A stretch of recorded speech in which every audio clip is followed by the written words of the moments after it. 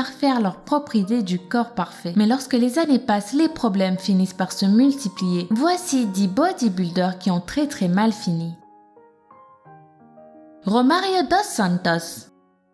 Les amateurs de culturisme ont souvent une idole à qui ils veulent ressembler. Dans le cas de Romario dos Santos, il s'agit de Hulk. Sa passion pour ce personnage de fiction vert aux muscles exagérés a bien failli faire perdre à Romario ses 2 bras. Après 3 ans d'injections répétées d'un dangereux mélange d'huile et d'alcool, des bactéries avaient commencé à lui manger les muscles de l'intérieur. Ainsi, alors qu'il est âgé d'à peine 25 ans, les médecins lui annoncent qu'ils vont probablement devoir lui amputer les bras. C'est là que le bodybuilder brésilien réalise le risque énorme qu'il a pris en s'injectant du Synthol pour gonfler ses biceps et il décide de tout arrêter. Heureusement pour lui, l'équipe médicale a pu enlever les muscles affectés sans lui enlever les bras avec. Depuis, il a repris la pratique de la musculation sans utiliser de drogue. Comme quoi, il n'est jamais trop tard pour bien faire.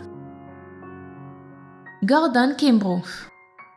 Un jour, dans un accès de rage, Gordon Kimbrough, un célèbre bodybuilder, poignarde sa fiancée quand elle lui annonce vouloir le quitter. Il se retrouve donc derrière les barreaux pour 27 longues années après avoir tué celle qui avait partagé sa vie pendant plus de 4 ans. Cette explosion de colère incontrôlable causée par les stéroïdes est un phénomène connu chez les culturistes. Des dizaines de meurtres ont été commis par des individus alors qu'ils étaient sous l'emprise de ces produits chimiques achetés le plus souvent au marché noir. Terry Harris.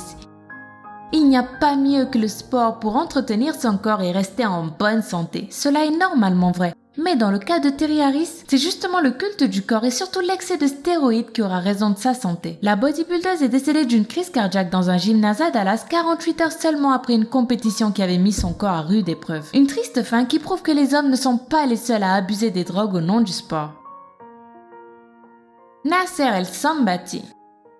Nasser El Sambati était un bodybuilder engagé qui ne manquait jamais une occasion de parler des dangers des stéroïdes. Il donnait même parfois des conférences pour mettre en garde les passionnés de bodybuilding sur l'utilisation prolongée de substances potentiellement dangereuses. Il en connaissait donc parfaitement les risques pour la santé, mais curieusement lui-même continuait à en prendre. Ainsi son corps musclé au-dessus était en fait très malade en dessous et il finira par s'éteindre à 47 ans de la drogue qu'il avait pourtant passé sa vie à dénoncer.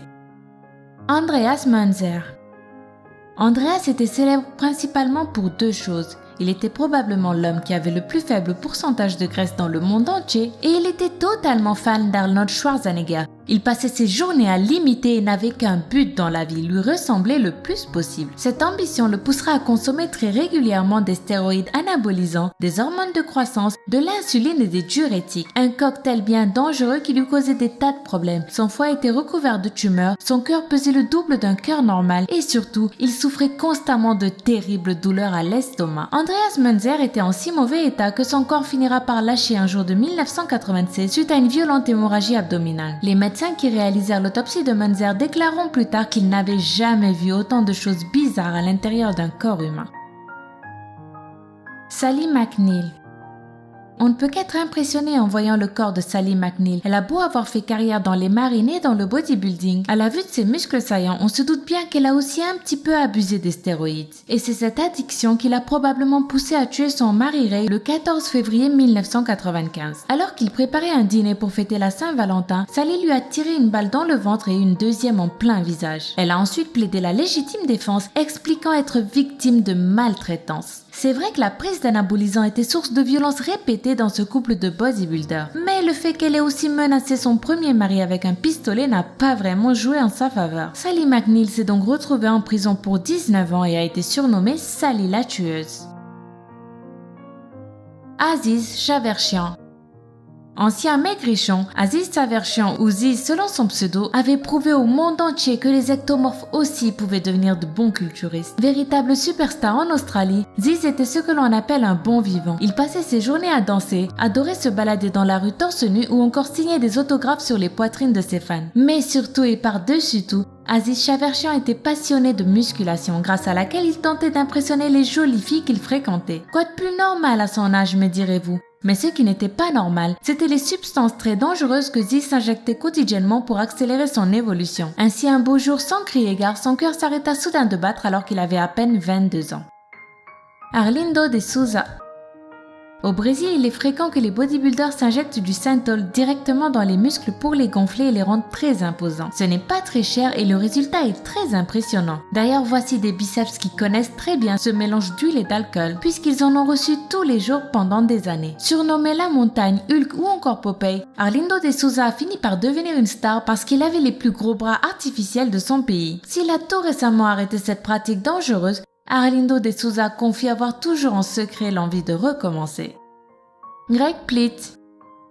En 2015, Greg Plitt était l'un des bodybuilders les plus célèbres du monde. Mannequin, acteur et showman accompli, il aimait repousser ses limites. Amateur de sensations fortes, Greg avait aussi l'habitude de s'exercer dans des lieux inhabituels pour prouver à ses fans qu'il pouvait se muscler n'importe où. C'est ainsi que le 17 janvier 2015, pour les besoins d'un tournage d'une publicité, il décida d'aller encore plus loin. Il allait courir sur une voie ferrée pour prouver à tout le monde que lui, Greg Plitt, pouvait même aller plus vite qu'un train. Je n'ai pas besoin de vous raconter la suite, vous vous doutez bien de comment tout cela s'est fini. Greg s'est fait heurter par le train quelques minutes plus tard et rien ni personne n'a pu le sauver. Pourquoi Greg se prenait-il pour Superman? Probablement encore à cause des stéroïdes. Les drogues courantes dans le milieu du culturisme et les stéroïdes en particulier sont connus pour donner une confiance en soi surhumaine. Greg Plitt est donc mort à 37 ans et il est fort probable que ces substances aient joué un rôle dans le fait qu'il se sentait invincible, même face à un train. Candice Armstrong. Tout est allé beaucoup plus vite pour Candice Armstrong lorsqu'elle a commencé à s'injecter des stéroïdes. Certes, vous vous en doutez, elle a rapidement développé des muscles dignes d'une bodybuildeuse professionnelle, mais ce n'est pas tout. Elle est devenue poilue, sa voix est devenue très rock, ses seins ont laissé place à des pectoraux et même ses règles se sont arrêtées. Mais le changement le plus choquant a été l'apparition d'un petit pénis dans les parties intimes de Candice. Elle a même fini par être interdite définitivement d'entrer dans les toilettes pour dames de sa région natale près de Londres. Mais malgré ces petits